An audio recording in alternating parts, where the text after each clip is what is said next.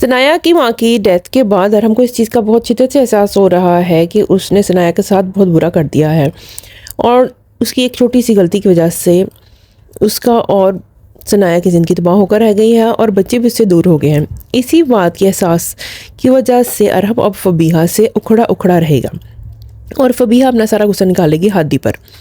जब वो हादी पर अपना गुस्सा निकालेगी तो हादी अपने बाप को बताएगा कि फबीहा आंटी मेरे साथ ऐसा सलूक करें, और उसको यकीन भी आ जाएगा क्योंकि उसकी बहन हादिया ने उसको ये चीज़ रियलाइज़ करवा दी है कि आप अपने बच्चों को इग्नोर कर रहे हैं फबीहा की वजह से।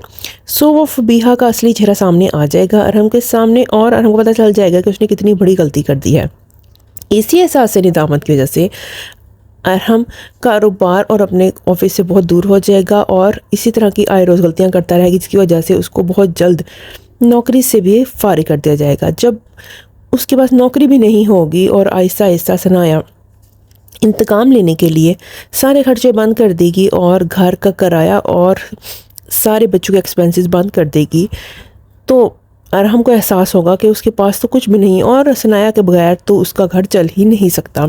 उस टाइम उसको सनाया की अहमियत का अंदाज़ा होगा और फबीहा जब देखेगी कि अरहम बिल्कुल खाली हाथ रह चुका है, घर बार सब कुछ उससे छीन गया है, तो फबीहा अरहम को बिल्कुल भी पहले वाली इज्जत नहीं देगी और ना ही उससे प्यार करेगी। तो फिर अरहम को एहसास होगा कि मेरी बहन हादिया ने बिल्कुल ठीक कहा था, ये लड़की सिर्फ पैसे के लिए मेरे पीछे आई है।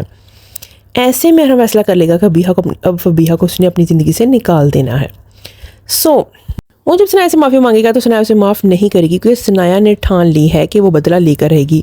उसने अरहम के पीछे अपनी माँ भी गंवा दी और अपने बच्चों से भी दूर रही, इसलिए वो कभी भी अरहम को माफ़ नहीं करेगी, बल्कि उसको दुत्कार देगी और कहेगी कि तुम फबीहा जैसी लड़की ही डिज़र्व करते हो। मैंने तुम्हारे लिए क्या क्या कुर्बानियाँ नहीं दी मगर तुमने मेरी कदर नहीं की और एक लड़की की खातिर तुमने मुझे छोड़कर मुझे मेरे बच्चों को जलील कर दिया और हमें तन्हा कर दिया। अब जाओ उस लड़की के पास। मगर अरहम बिल्कुल खाली हाथ रह जाएगा, ना सनाया उसके पास पलट कर जाएगी और फबीहा भी उसको छोड़कर चली जाएगी क्योंकि फबीहा तो सिर्फ पैसे के पीछे ही उसके पास आई थी।